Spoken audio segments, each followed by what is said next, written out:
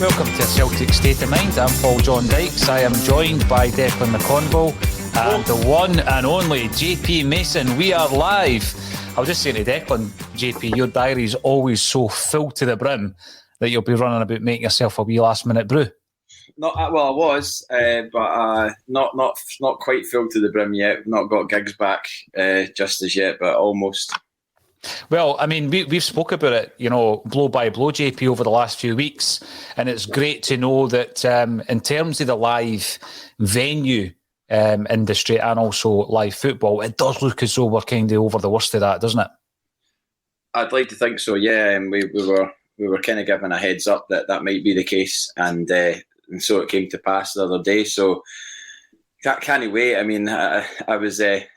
Like Declan, I was bizarrely called upon by the mainstream media, tin hat on firmly, and was asked for my opinion on crowds returning to the football the other day. So I ended up, I was up at 6 o'clock in the morning to be on a couple of radio stations to give my opinion. I actually managed to get a Mission Impossible 2 reference in as well, which is one of my favourite action films of the early noughties, a John Woo classic. Because I described this particular hiatus as being like a mission difficult, whereas the last hiatus of 18 months was Mission Impossible. So, love it, love it, mate. But yeah, as you say, get the tin hat on. If you've been doing all that stuff with the mainstream, I mean, there's Declan up in the top left there, national broadcast, wearing the hoops. Well done, Dec. Well done, young man. Requested to wear the hoops, by the way. That was not by my own admission. That was a BBC request to wear the hoops. Was it? So superb. Right. Yep. Tremendous. It's great because, as I say, I mean, we're back. We are back, and we're going to be talking about the game the other night. We're going to be talking about this Saturday's game, strange kick-off time, but we'll be covering it in any case. And the incomings, the outgoings, be that transfers or injuries, there's loads to talk about, as always, in the world of Celtic. And also, Scott Brown will be making a guest appearance as well, not in person, but as a subject on this particular show. So let's kick it off with the transfer gossip, which seems to be more than gossip. Declan McConville, Matt O'Riley. It wasn't that long ago we were talking about Riley McGree. Now it's Matt O'Riley. He looks like a great fit once again for this style of football that Ange is implementing. Yeah, I think, after the summer window bang shut, Paul, we looked at that midfield, position, the 3 players in there, and we could see how short they were. We had James McCarthy obviously coming in, a guy that hadn't played a lot of football. We'd been out for such a long time with no club. We had guys going in there. We had to trust Neil Beaton to go back into midfield, which I think for a lot of Celtic fans was a bit of a risk to an extent because of his poor performances that we'd seen so many times at centre-back. But, been one of the outstanding performers this season, Big Nero.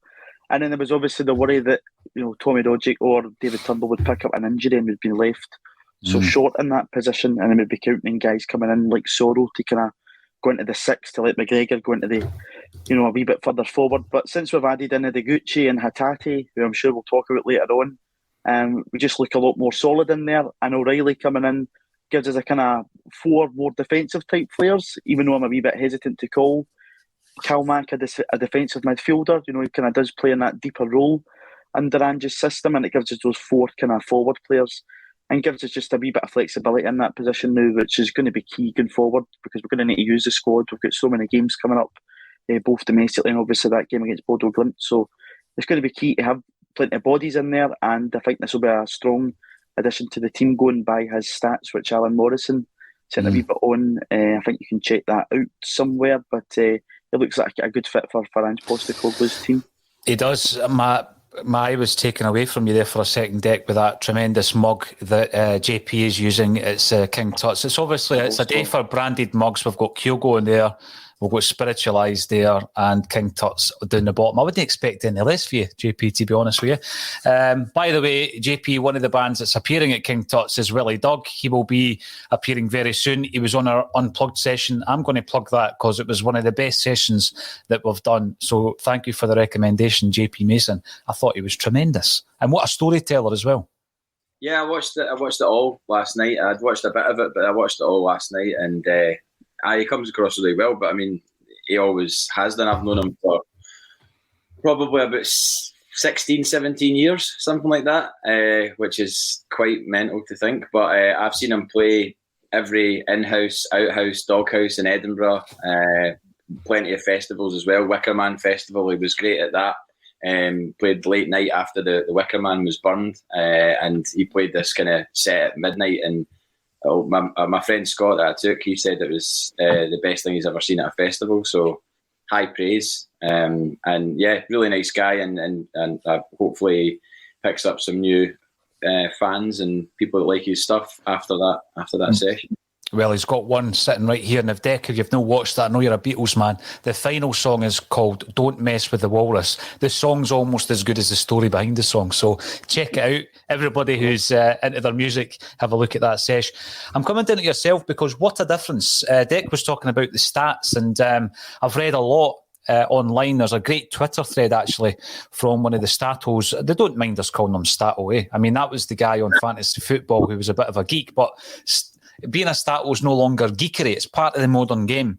And they're talking about how well fitted he will be to a team that has a loaded possession. I think that's one of the biggest things. A lot of players aren't used to having that kind of possession, being on the back foot, a la James McCarthy at Crystal Palace, playing a defensive system, coming into an Ange team. It's almost like a complete break in the rhythm that he's been used to. But it sounds as though, JP, he is going to be well fitted to Ange's team, Matt O'Riley. And what a difference that makes when you're actually bringing in every specific player to fit part of a game plan. I can't actually get my head around the fact that we're going after, these targets that, you have people coming out raving about them, It's not these, guys that you can't get any background on them. Immediately there's background on them. And, well, the Riley McGree background was positive. I'd never heard of the guy.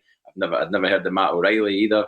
The first thing that came to mind with Matt O'Riley when I heard the surname was the Fawlty Towers sketch. I don't know if you remember that. We are O'Reilly men, and he's just like, "What are you talking about, Manuel?" And then he goes, "Oh, O'Reilly, man." Yeah, so there you go. That's a very, very old reference going back about 2 generations. So. Dec got it, which was good. Dec definitely got it. I think is that the Builders episode, Jay? Aye, it's the Builders episode. Dec goes for pints with Jerry McNee. I mean, there you. That's a revolution that came to pass last night. And many others, JP. Many others. It blows my mind because Declan won't remember Jerry McNee on the telly. Oh, I know. He was like... I've got his books, though. I've got some of his books. That Jimmy McGrory book. I think, Paul, John, you've got one in the studio there. It's quite hard to come by now, but his stories and tales in Jimmy McGrory are fascinating because this is the guy that sat down with arguably Celtic's greatest ever player, Celtic's greatest ever goal scorer, certainly. And his stories are just, piling that book together and talking to Jimmy McGrory's fascinating. It is, but as JP mentioned there, he was such a part of my growing up period, supporting Celtic, watching them on the telly Saturday night, Sunday afternoon, JP, and that voice. When I'm watching the old videos, I'm doing the retro series at the moment, and a lot of those games are being commentated on. That's the one. Brilliant. What a cover as well. Yep. Don't you just love that? Gerald, exactly. Yes. And you hear him, you hear Jock Brown, Archie McPherson, all the classics. But it was the Lil Z guy on Twitter that posted, he does the On This Day. Mm-hmm. And he did On This Day for today, and it was the 10 and 6s. So today, 30 years ago, Celtic won the 10 and 6s. Brilliant. He posted a clip of the players going up to get the trophy, and they've got the People's Home strip on, and I was at that, right? I don't think I was there because it was on for 2 days, and I think I was there the day before, so it would be like the initial rounds or whatever it was. I can't even remember the makeup of it. But as their players are going up, he starts talking dead seriously as if they're collecting a major European trophy or something like that. It was like, John Collins, the joy on John Collins' face. And then he goes, Tony Cascarino collecting his prize. And then he says, Gordon Marshall. He goes, Gordon Marshall, the outstanding goalkeeper of the tournament. Because Mark's just wearing the black, the change goalkeeper strip with all the wee blocks on it. Brilliant. I remember it well, mate. I remember watching it, not knowing the result. Did we beat St Johnstone 4-2? That's from memory. Aye, 4-2. Brilliant. But I always thought it was amazing seeing the players wearing trainers because all you'd seen of a football player was him in a football kit. Because back in those days, you didn't really get to see much pictures of them like in their normal gear. So to see them wearing like white, like, I don't know, high-tech trainers or something. High-tech, high tops. The thing is, JP, when you're watching it as well, you're thinking, imagine a professional football club allowing their players to be playing that level because they were getting stuck in, right? The injuries that we've had this season, during a season, we just send them to play Lieutenant Sixes. I can't see that returning anytime soon. It was good, though. It was definitely good. And it was during a really dark, bleak period in Celtic's history. Sorry, I went off piece there. You asked me about the O'Riley and I started talking about quality players in the 10 and 60s, but it can happen. The O'Riley signing is interesting because it's just, again, it's come out of nowhere. It's not somebody I'd heard of, but from everything you're reading, it does sound like he's going to fit the profile of what we need. And I mean, it's pretty obvious that if we didn't get Riley McGree, he was obviously in the market for somebody or somebody of that ilk, that position. So you're not just going to just go, oh, well, we'll just give up. We've got, however many days left of the transfer window. We're not just going to go, oh, well, we didn't get him. We'll not bother going in for anybody else. But I think I said this last week, if he's got a list of targets, clearly, and they're all, his targets. So it'll be a case of like, okay, Riley McGree didn't work. We'll move on to the next one. And it's good that we're obviously maintaining the quality levels on the signing targets, and the things are happening quickly. I think the way that he reacted last week to the media in terms of saying whatever comes out tomorrow is not true. And I think in order to do that, he's been like, right, if we go for somebody and we get them in quick, and it's there's none of this protracted saga of will he, won't he, is there other clubs or anything like that. I mean, we definitely gone out for this guy O'Riley and just been like, right, that's it, we've got him. There's no, dubiety over this.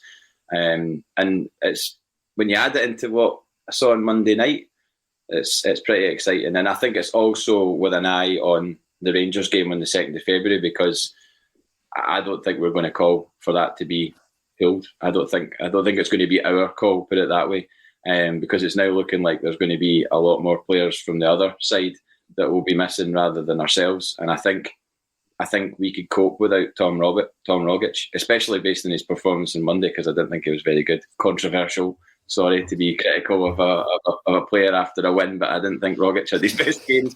That's a fair comment. And since the game, quite a few comments have come in, JP, saying the same. But I think the key to that is when you're bringing in more quality, which Ange undoubtedly is, you can get away. You're not relying so much on that one person to unlock a defence. And, time and time again, we have been relying on Tommy Rogic. And, against Hibs in the first game at Easter Road, when he went off, we didn't have that creativity. And we managed the game and we won the game and it was comfortable enough. Easter Road 3-1. We just didn't have the creativity. So for him to be off the boil on Monday night, but for us still to be able to create openings, I think that speaks volumes. Now, a couple of things you've said there, JP, I'm going to throw this to Deck. He did say the other day there about the transfer dealings. Now, that's in stark contrast to the way he was talking near the beginning of the season, where he was saying that the transfers weren't being done quickly enough. So it does seem as though there's a relationship being built up, and I'm going to say between Nicholson and also Ange, but certainly behind the scenes when we're talking about transfers. Yeah, I think, how many times have we seen Celtic mess about, press the pause button, wait, go back to deals, whereas just now it seems we acted swiftly. We brought the 3 players from Japan, and before January had even kicked off, they were all done on the 31st of December. That was a good sign. I think Michael probably knows now that they can't, mess Ange about, because he is their man. He is the Celtic supporters' man. The unity between the manager, the players and the support is so strong just now. I mean, being in that stadium the other night, JP will probably agree with me, the unity and the energy there, I know it was the first game back, but it's just so strong just now. And it was just almost like a kind of perfect Monday evening. The fans were behind the team. The football was great. I mean, I thought the first half was absolutely sensational. We really went at the game. And I think the board now know that they need to support him. Ange will probably be getting annoyed because he's now, we're into a real run of games here. Every game's crucial. Next Wednesday evening is going to be crucial at Tynecastle. It's a massive, massive game for us. And he's probably sick of talking about players. And as well as that, with his comments in mind, it just kind of dampened the flame in any rumours that were going to happen for 2-3 days. Then bang, O'Reilly's name pops up. There he's in Glasgow today. He's meant to be completing his medical by, and it's completed, and he should be a Celtic player within the next 24 hours. Hopefully this won't be a clip that's edited up if he doesn't sign, but I'm pretty confident on this one that he will sign. Leave that bit in. If they do clip it, they might leave that bit. Can I just read out these stats for Alan? No, Paul, I hope they don't mind me doing this, but in terms of the data, top-rated central midfielder in League One, and who scored 13th in tackles attempted, 4th in key passes, 2 tackles, 1.5 intercepts per game. First in attempted passes, seems a genuine all-rounder. I think it's also important that Celtic's kind of signing players that do fit that mould of play. It's something that Brentford and Midtjylland and other teams have did.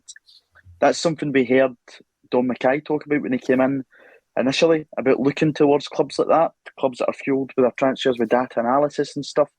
And the Department of Transfers just now seem to have really got their act together. I don't think it's just Ange. I think his agent, Frank Trimboli, probably has a big part in this, but the dealings that are happening look good. I just hope that we can try and shift a bit of the deadwood out the building still, because I do imagine guys like Bolling, Goalie and Barkas, I know Yeti's injured just now, that might be one that we struggle with, are all in very good wages. So I think to possibly make way for even more, we might need to get a few of those guys out the building. But in terms of transfer strategy, so far, spot on, and credit to Michael Nicholson. Yeah, absolutely. And what was the name of Angie's agent, Frank? Trimboli. Sounds like a character out of a gangster movie. Do you go for a drink with him as well in the West End? No. He's one of the few, he doesn't. He's too busy. He's too busy for you, right? So I'm looking at that situation that we've got there. Again, a clause in the contract allows us to get him for 1.5, so it looks like it's going to be value for money. That's another thing, JP, when you look at the 3 players coming in from Japan, the value, when you look at the fact that we've spent about €5 million on the 3 players combined, that's astonishing value when you look at the performances.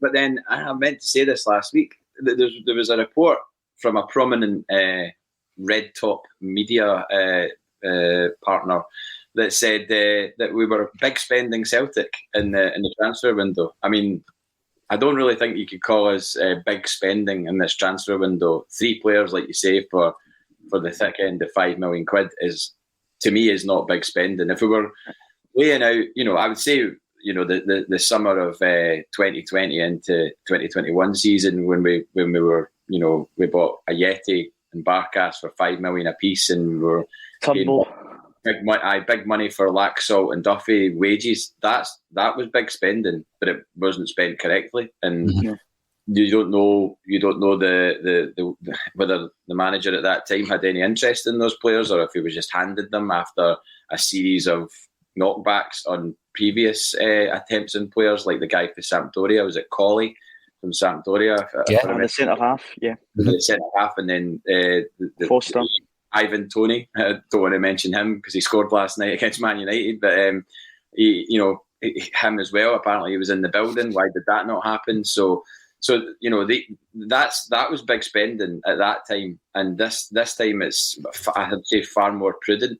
And with regards to players going out, I think we might struggle to get the guys that we want to move on, for their sakes as much as ours. There's no point in them sitting there not playing football. It kind of feels a bit Championship Manager when you're sitting there with guys not playing. You're just kind of like, there's no point in these guys being here. I might as well move them on to another club so that they can play elsewhere. But I don't know if this window might be a tricky one. Like Declan said, if a Yeti's carrying an injury, there's not going to be exactly a lot of knocks at the door for him.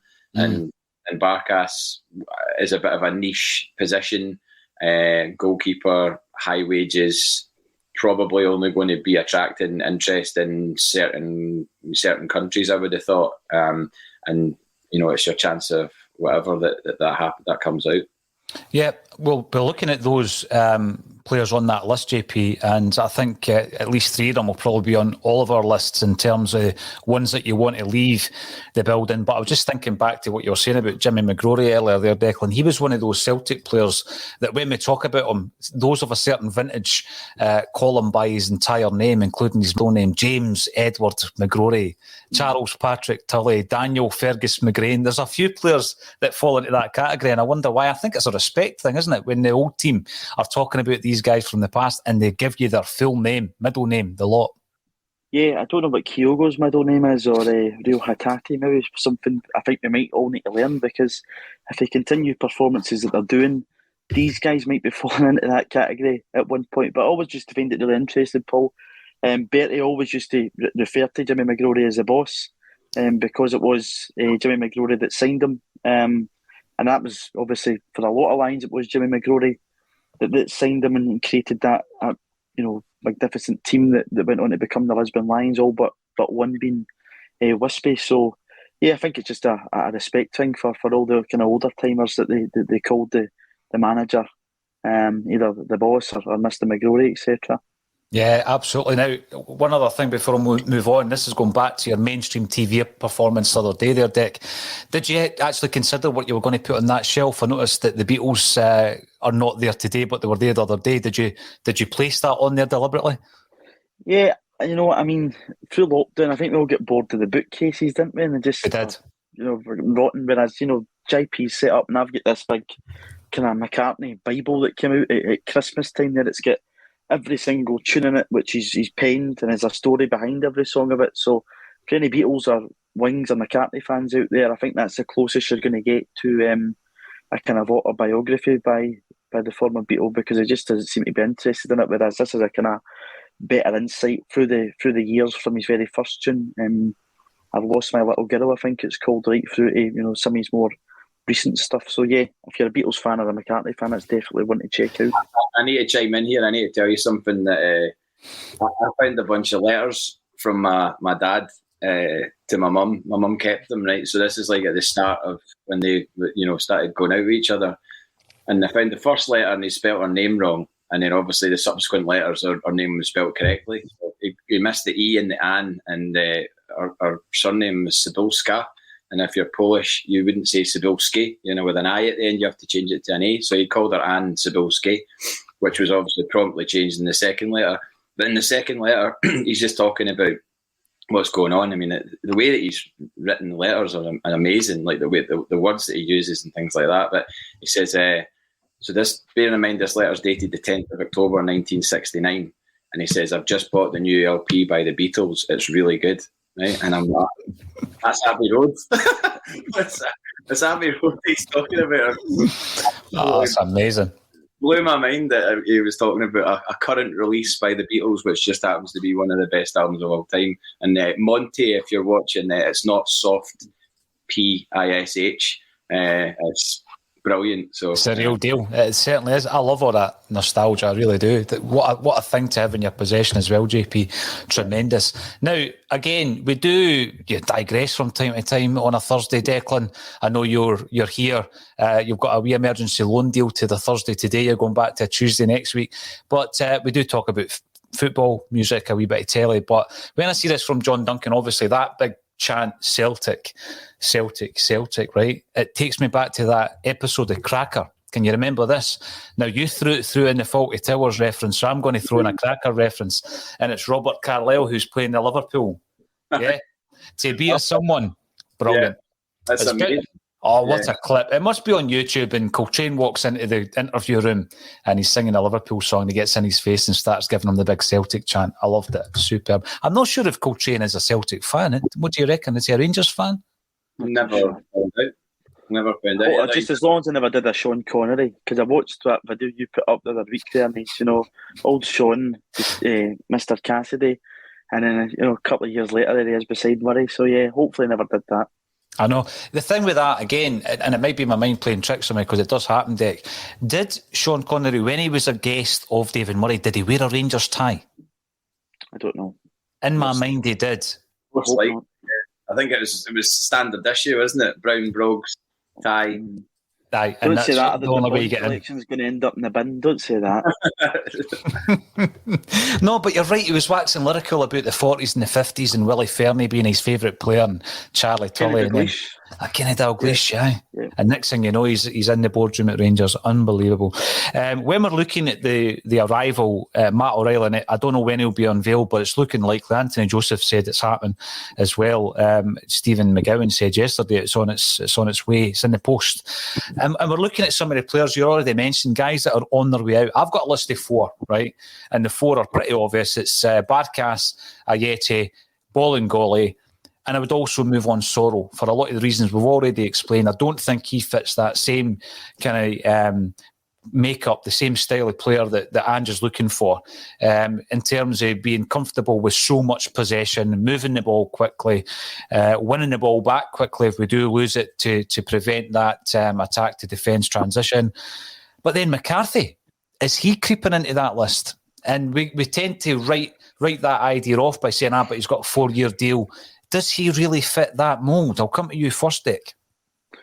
I think for Ismaila Soro, I think his career needs to move on, and it's not going to happen at Celtic. He's still fairly young in terms of football terms. We've obviously got Scott Robertson to come back to in this summer, which is going to be interesting what happens to him. I see that's just popped up in a comment there from Brown Warrior. So again, he's going to come back into contention. But on McCarthy, I thought in his last game for Celtic up at St Johnstone, he played really well. Is he an Ange player? I don't know the answer to that. I don't know if Ange was completely behind that signing. You know, we were linked with McCarthy for it seemed to be every single transfer window in the summer. So I don't really know about James McCarthy. I don't think you'd get another club that would be willing to take him on at this point in time either. He's not did anything at Celtic to suggest he would get a move, and had Celtic not came in for him in the summer, the possibility he'd still be a free agent just now. So I think that the other guys that you mentioned, Paul, Bolingoli, Barkas, Ayete and Sorrell are the ones we'd all expect. But, as JP touched on earlier, it's whether there's suitors out there that want these players. We certainly won't recoup anything near £5 million for Barkas and Ayete, and Bolingoli was $3.5 million. I think we'll forget that it was a fair whack coming in as KT's replacement. And all these guys, you don't sign for those kind of fees and not be on probably upwards of £15,000 a week. Don't have a clue what any of them are on, but probably combining those 3 together, you're talking the best end of 40 grand a week, which could be spent in better positions or trying to offer guys like Vickers or Jota permanent deals. Must be frustrating, JP, for somebody like Ange to be sitting there and we're bleeding 50 grand a week on a few players, and there's other guys lined up, guys he knows can come into the team and fit his system. Aye, legacy signings. Is that what they're called? I mean, the McCarthy one still kind of baffles a bit because it was his fitness more than anything that everybody was worried about. I don't think anybody had any qualms about what he could do with a football or without a football. But just as fitness levels, I mean, that we spoke about it when he signed. I said, at the time, I said, well, if at the end of the season he's sitting there with 30, 40 appearances this season, he'll have contributed. But I mean, what is he sitting at right now? Nowhere near that, and we're over halfway through the league season, and for a variety of reasons, I guess probably fitness and injury, that's meant that he's not contributed. So that doesn't really equate to value for money at this moment in time. If you're being cold about it, it's not quite.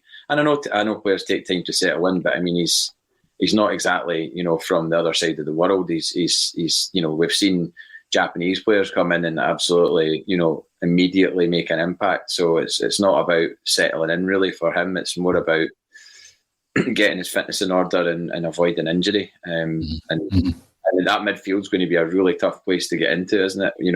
With O'Riley coming in, Hatate coming in, and I thought Hatate was very, very good. I don't know if I'd go as far as to say he was outstanding. The next day it was like he was the second coming of Christ. And you talking about JP?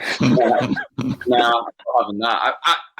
I'll reserve judgment. I think he was very, very good. I thought he did excellent. I thought his range of passing was brilliant. But it was like people were saying he was a 10 out of 10. I think he was an 8 out of 10. I don't think he was a 10 out of 10. That's just me. I'm being controversial. I'm sure people will be like, "Shut up! What are you talking about?" But I can only say what I see. The thing with that though, JP, another nice 80s reference saying what you see there, that might go over your head, Dick, is... If you see it, say it. No, it didn't go over my head. That's it. I don't think we expected it. Well, I certainly didn't expect it from Hatate. I mean, like everybody else, when we're bringing in these players from a league I don't have a great knowledge of, and I'm going to put that out there because, I'm so concentrated on Celtic and where we are, I didn't have a great knowledge of the J League, right? So when you hear these three names, like everybody else, you do as much research as you possibly can. The vast majority of that's online. Sometimes you bring in experts like we have done before and speak about the players on the podcast. So I think what I had in my own mind was that Hatate was the least likely to make an instant impact. So when he comes on and has a very good game, like you say, it almost heightens that a wee bit. And I think that maybe I have reacted in the same way because I thought he had a great game. If I was to maybe go back and watch it, it may well be that he kind of took me by surprise. I thought, yeah. I did think he was excellent, but he was the one I had kind of graded myself as the least likely to make an impact of the three players. I understand that because obviously Ange had Maeda at Yokohama, and Ideguchi had made that move over to Leeds and had kind of, taken that step forward in his career to come over to the UK and have a go. But, I thought Hatate, I'm going to disagree with JP in that one. I'm giving him 9.5. I thought it was sensational. I nudged my cousin in 5 minutes and I says to Gary, he's a player, by the way. I says, watch this.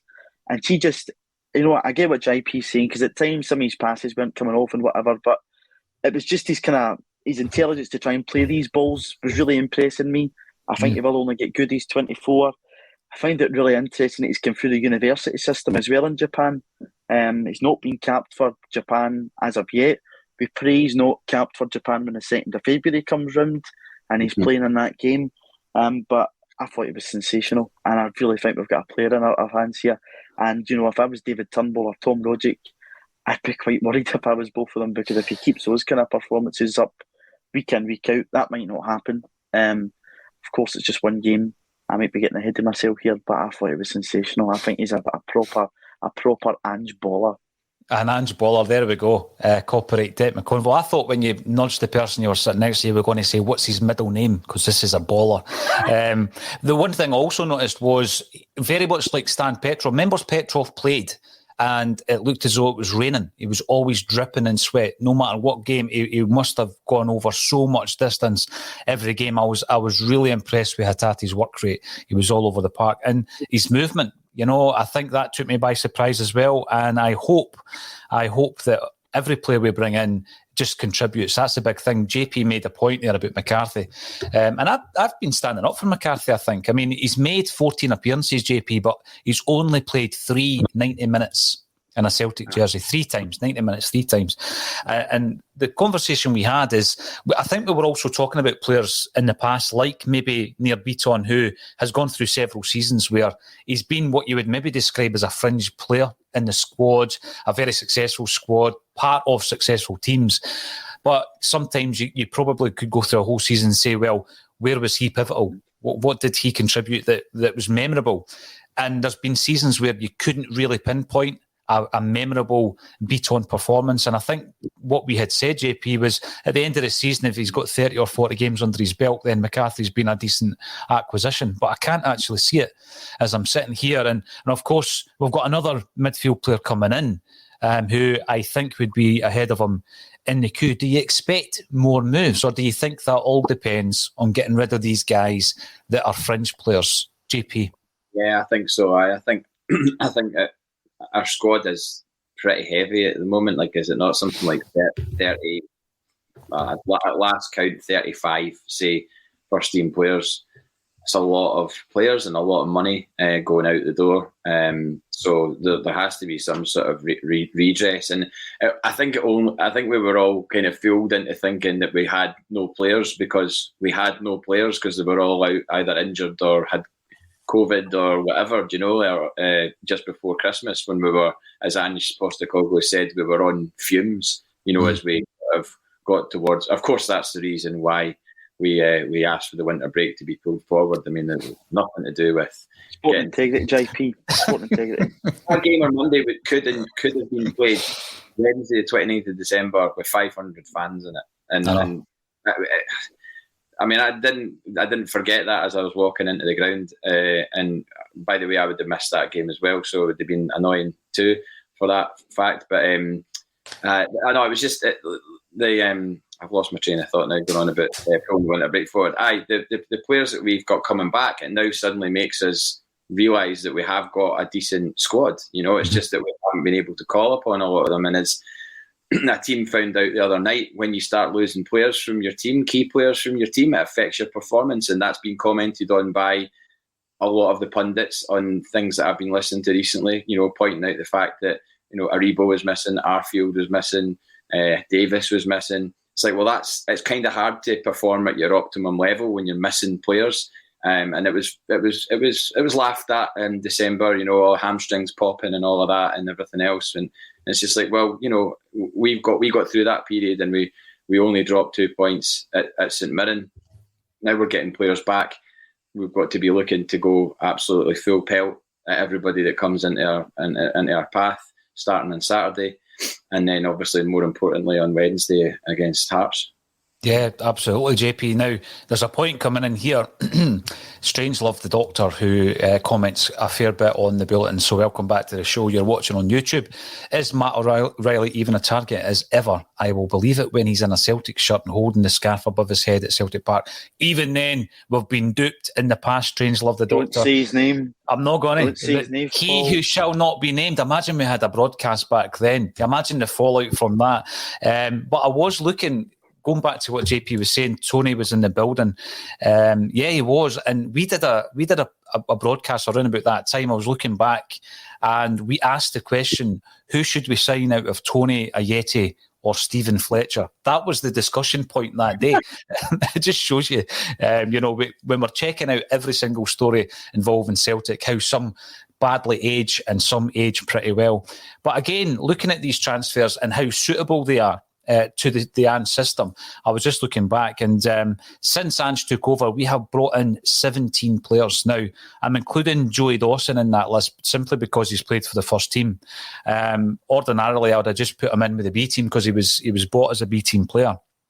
17 players in, that's an incredible turnaround. And I think that the strategy is definitely different, although there's a few of those players that I agree with JP must have been legacy signings. I mean, Liam Shaw, Urhoghide, perhaps McCarthy would have fallen into that bracket as well.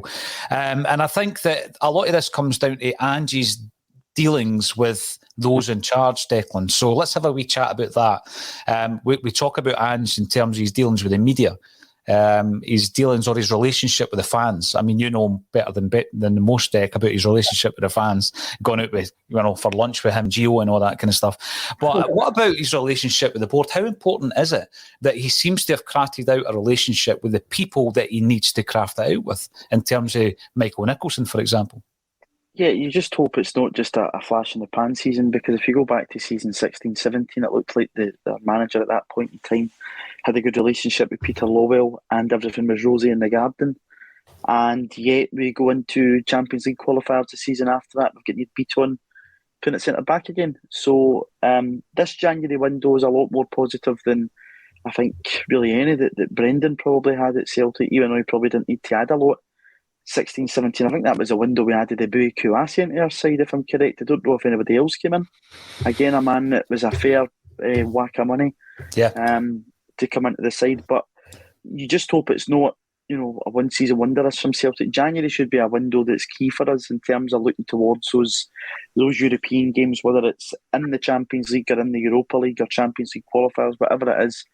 It should be a key window. And I think it's a really important point to touch on that we're buying guys that are coming towards the end of their season, not halfway through when it's more difficult to get them in. We'd heard the rhetoric from Peter Lowell coming out, you know, it was difficult to get players in January. But, you know, the guys that we've brought in, all three have fitted in perfectly.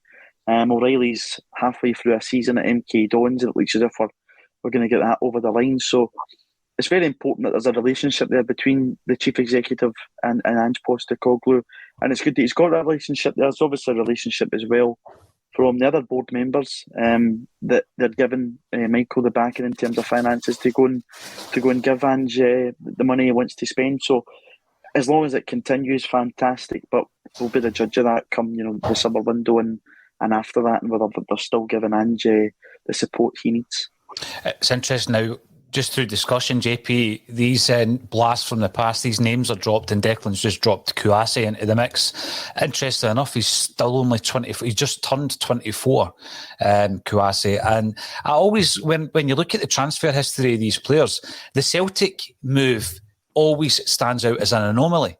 You look at a lot of these guys that we brought in for around about that time for the same kind of money. So we buy Kouassi for over £3 million. His previous transfer fees had been 45k and 23k.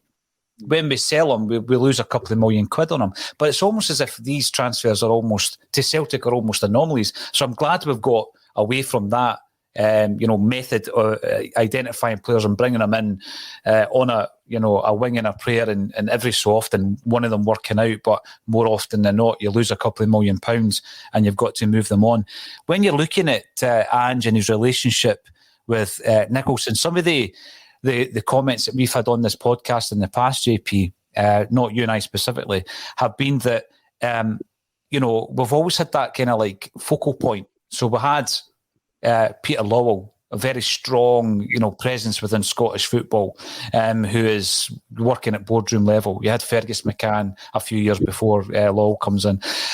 And Kevin Graham is always of the view that he would rather not really have that. He would rather that these people just got about their business and it wasn't all about them, and they didn't have to really engage, and they just did their job properly. You're much happier, even though Michael Nicholson seems to be keeping a low profile, that things are working a lot better than they were before. Yeah, absolutely. As Declan said, that season, you did think everything was harmonious. Everybody was sort of very, singing from the same hymn sheet and all that, and then, lo and behold, you find yourself a year or two down the line and he's talking about Terminado and as soon as you hear that one word, it was and also the way that the signings changed. It went from being guys like Scott Sinclair, Cole Toure, guys that were clearly Brendan Rodgers' guys, and then all these signings just start coming out of like thin air. Shred. You're just like, I've got about 1 million wingers, and you're just like, how does that change? And that can't be allowed to change again in the way that it did. Because the way things seem right now is that everything is being led by the manager, because things seem different to how they've been because of him. And I don't know if he's just gone round and given everybody a shake and going, what the hell have you been doing? This is how a football team operates, and this is how transfers operate. And, don't give me this list. And just ripping up a list in front of them, throwing it away and going, here's a list that me and so-and-so have drawn up. These are the guys we want. Forget about your list. Forget about relationships with agents. Forget about, robbing Peter to pay Paul. None of that. We want the best players that can come in for Celtic, and they can come in ASAP. I'll speak to them. I'll get a view of how they feel with regards to this football club, whether they see it as a money maker, whether they see it as a spiritual awakening or a spiritual walk, as Tommy would have liked to have thought of players coming here, understanding what it means to play for the club. I mean, I saw Daisen Maeda's Instagram story when he just had filmed somebody had obviously filmed it for him, maybe a relative or friend or something like that, and he'd put it up on his Instagram story, which was just filming Celtic Park with the lights, the much maligned disco lights at the start, and he just had like loads of emojis with the kind of eyes out emojis. And to think about what that must feel like to a guy like that. I don't know what Yokohama Marinos stadium is like, or the atmosphere, having never been to Japan, obviously. But I'm going to hazard a guess that it's nothing like what he saw on Monday night. And he said, I thought I was going to score. I had a vision that I was going to score or something like that. I decided I was going to score a goal, and somebody tweeted me, "Can you decide to score a goal in the morning in the 2nd of February?" That's incredible. But I just, I've got a moment. I just wanted to hark back. I like doing an on this day. So on this day 1 year ago at Celtic, right, we were after the Dubai debacle. We were players obviously had to self-isolate, so they didn't get to train properly. And the first game back was a year ago tonight at the Tony Macaroni Stadium. 2-2. And the team was Barkas, Taylor, centre-half pairing of Duffy and Beaton, Griffiths, Sorrell, Turnbull, Christie, El Yunusi, Ayer. Oh no, actually Ayer must have been centre-half, so Beaton maybe would have been midfield. Ayer must have played right back. That was when we were experimenting, remember? Aye. Just shoehorning players in where they can go, and obviously you could see that night that there were, any benefits of the 6 days in Dubai were long gone because they'd have to self-isolate. Most of that team had to self-isolate, and mirror that with where we're at just now. Where we've got this absolute enthusiasm for the team. The players are all hopefully fit. And we're not carrying the level of injury and I guess just disarray that we were in at that point, because it was that month last year having also been one of the worst months for me personally, just in the whole pandemic. The January 2021 was horrendous, just because it felt like nothing had changed. We'd turned into the new year, nothing had changed. We were still in lockdown. And Celtic, to add insult to injury, were just in a complete mess, and we were just watching everything unravel in front of us, and it was just you felt helpless as well, JP. Yeah. We're talking about the beauty of being at Celtic Park and the experience of that, but there is an importance there of the fan base and the energy levels and the positivity that can create, and Celtic missed it. There's no doubt about it. You brought it up. You were probably mocked at the time. You brought that up as being one of the elements, a big element for Celtic at the time. But when you look at even just other night's team, correct me if I'm wrong, the only players that Ange hasn't brought in from the starting lineup were Taylor, Rogic, Callum McGregor and James Forrest. Yeah. Four players from the starting 11. So then you start to see the transformation from that team that JP's just read out there to the team that we've got here. And by the way, some tremendous individuals that are rated very, very highly. But, the way that we've been able to transform this team, I hope and I think that that return to form, with regards to the transfers, where Compere's popping up and Sved's popping up, and it's quite clear the manager didn't want them in the club.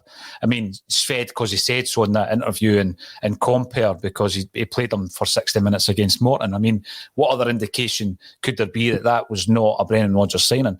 And as long as we don't get back to that kind of process, and I don't think we will, whilst the biggest decision maker is no longer making that type of decisions, then we can look ahead rather than worry that this will come to an end, and I hope it doesn't come to a Terminado style end. Keepers, let's talk a wee bit about the keepers end, because obviously Bain's been given a contract. Joe Hart is undoubtedly number one by some distance. Barkas, we might be struggling to move him on, but I'm sure there's efforts to move him on. And Hazard, of course, we've found a loan deal for a year. He is now the second goalkeeper that we've got loans out, along with Ross Doohan. And we've got the two young players who have been playing for the B team, Declan. Are you quite happy that Toby and Mullen are going to be our backup behind Hart and Bain? Quite happy with that? I certainly think that the decision to give Scott Bain a new contract in 2024, I think it is, as part of it's kind of been dubbed as Project Toby Olawayami.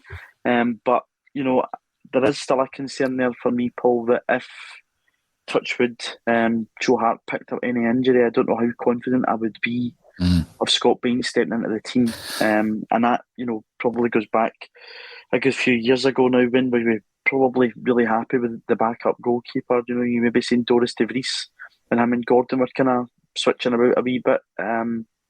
So I'm talking rubbish. When Foster came in, you obviously had Gordon still there, so we're probably quite happy with that at the time. But I certainly think giving Bain the extension is due to the fact that we're going to probably look at bringing Oluwayemi into the side at one point due to his, he's been in the Europa League squads, etc. Hazard, I think, got his contract in the back of that cup final.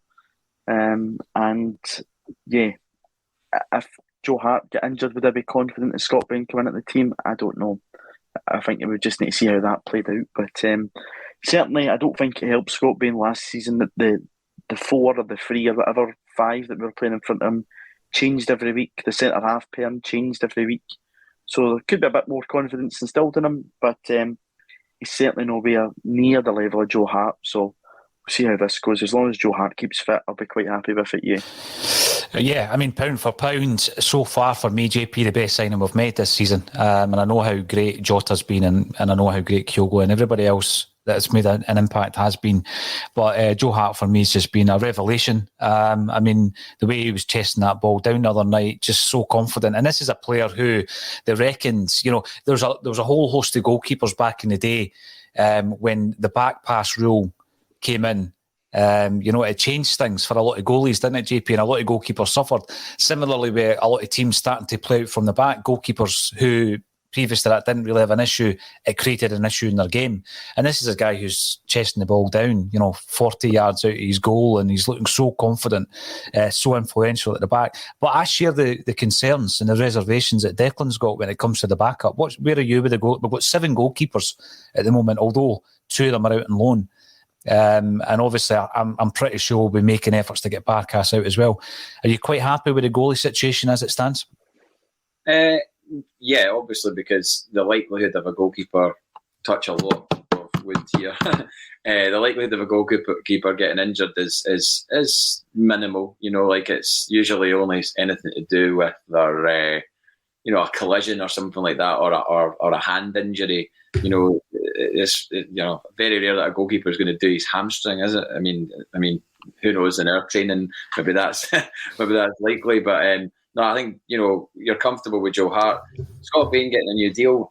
I don't really know why there was such negativity online about that. It was again, somebody will probably say, you get a small violin out, but I mean, I just don't. I didn't see that and go, oh, I'm going to write a negative tweet about Scott Bain getting a new contract. I just kind of went, well, if he's prepared to be a backup goalkeeper, if he's willing to sort of be that guy that is just there, a la, I think it was mentioned yesterday, Lucas Zaluska or Logan Bailly or, De Vries or whoever, if he's happy with his lifestyle at Celtic, which is obviously going to be a good lifestyle, you're not going to slate a guy for, being the backup keeper at Celtic or a backup keeper at Celtic on reasonably good money. You look at his past career where he was before. This is the biggest it's ever going to get, probably now for Scott Bain. No disrespect to him, but I'm not overly concerned about that. It is a bit of a concern if Hart was to get some sort of long-term injury. But I think the defence is in a stable enough place now. You think to cope with, maybe a couple of games here and there if Bain was to have to come in.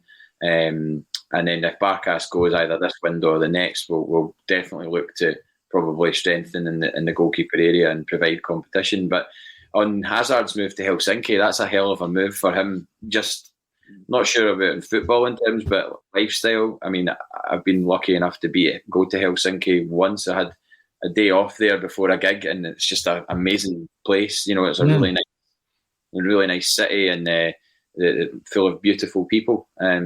Male and female, so he'll certainly enjoy himself there, I'm sure.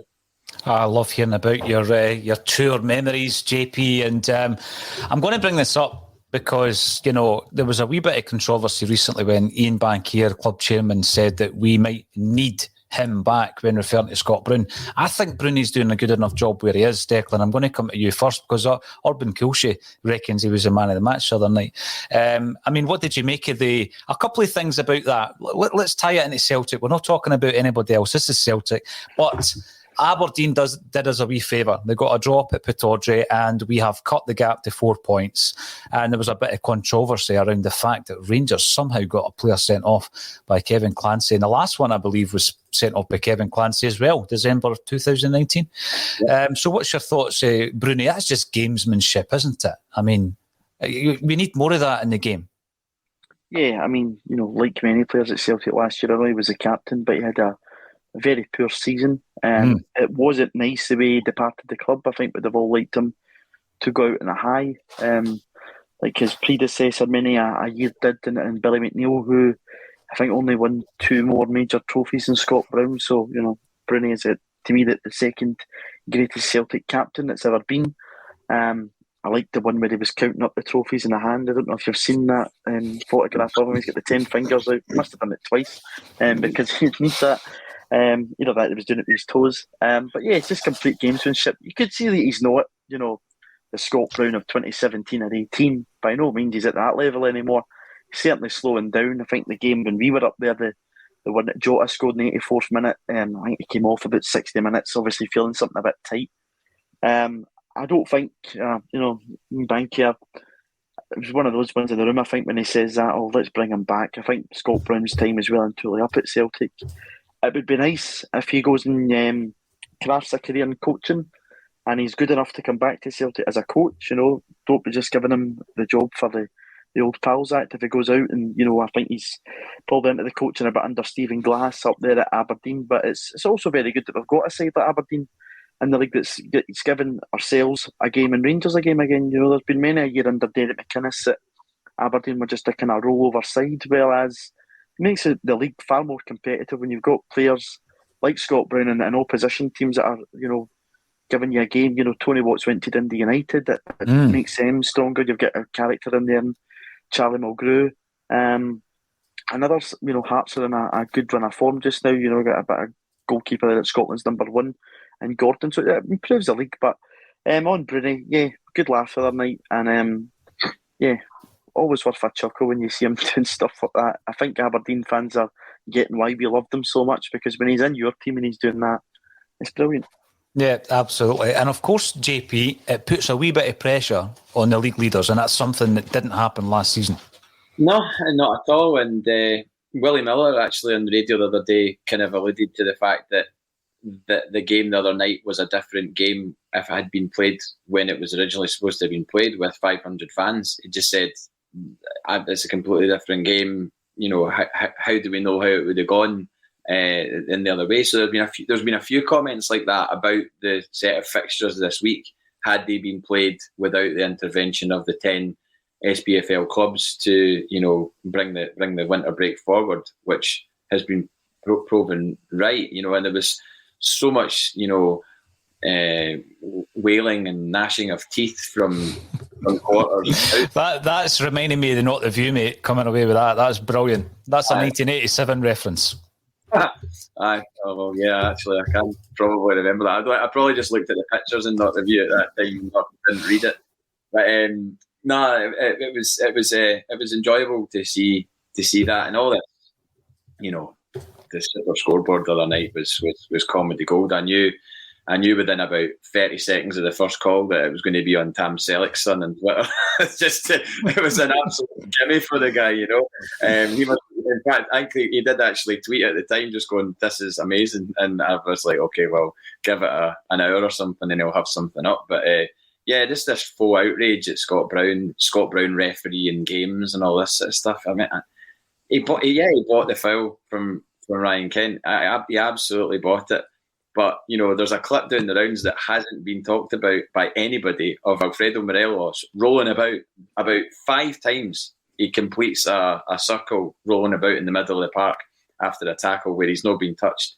And they're all moaning about Scott Brown and everything else and unsporting, bringing the game into disrepute and all that. And you're like, have you seen what the Ryan Kent celebration at Celtic Park with a gun to the head? And what's that if it's not, unsporting or bringing the game into disrepute, or Ryan Kent punching or attempting to punch Scott Brown? It's like, it's bewildering, amusing, and it's one game. It's a couple of points dropped. It just shows that there's a chink in the armour there of this supposed great side that we're up against. You lose a few players, it makes a hell of a difference. We lost a lot of players in the month of December, and we got through it. as I said last week, I still thought it was amazing we actually got the points that we did in December. And, everybody was really downbeat, and there was lots of crazy tweets after the St Mirren game.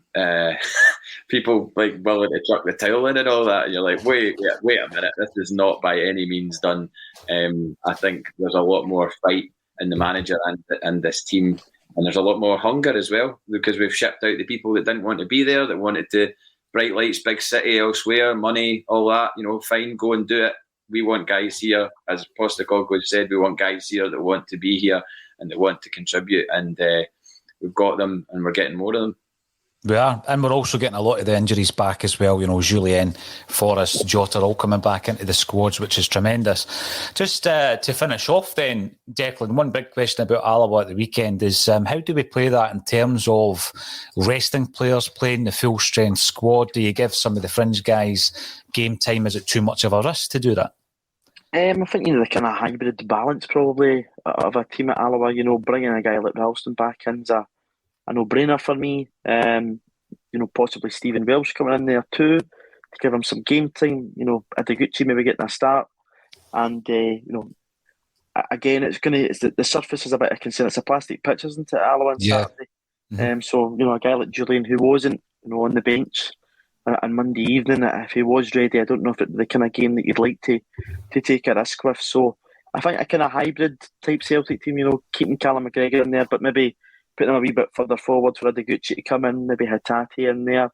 If you want to give Jota a run out, I'm sure he'd be okay, and probably Giacomakis as well. But we don't want to burn out, Maeda too quickly.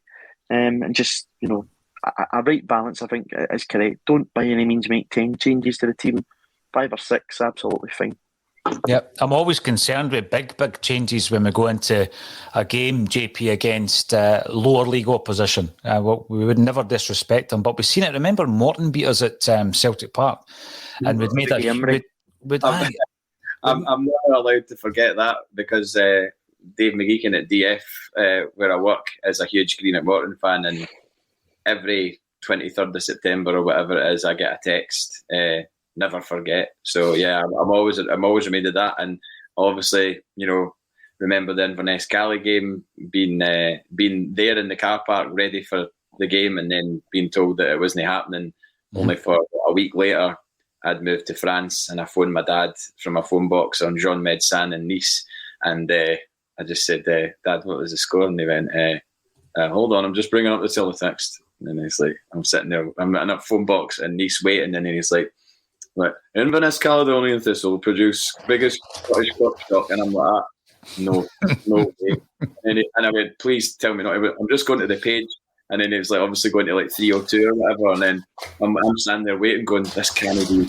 Maybe it's just for extra time or something like that. And then he goes, Inverness Celtic won, Inverness Caledonian Thistle 3, and I just dropped the phone and I went, no, this can't be. JP, can I tell you something, right? You might not be able to remember the date. Declan, what was the date of that game? My birthday, the 8th of February 2000. That was the day young Declan was born. Disaster. That was the day Dec was born. Honestly, can you imagine the post-match reaction bulletin that night if a Celtic State of Mind was up and running? Incredible. He did my old man on for the Queen Mother going absolutely ballistic, because I think he was more annoyed that he was missing the game, but it was alright after it because after the score. But hey ho. There we go. It just shows you how old we are, JP. Listen, it's been a tremendous show once again. Thanks for getting involved there, Declan, joining JP and I on a Thursday for chat about Faulty Towers and Cracker and various other things, as well as Celtic. Thanks everybody for getting involved. We're 1,100 strong in a live show there. It's always appreciated. And if you haven't done so already, get yourself onto the YouTube and subscribe for daily content from ACSOM and other content like the Unplugged sessions we were talking about earlier on, and a Scottish football show every night, The State of Scottish Football, where we have a panel who support teams from all over the land talking about all things Scottish football. So thank you all for getting involved, and thank you, Declan and JP Mason, for joining me on A Celtic State of Mind.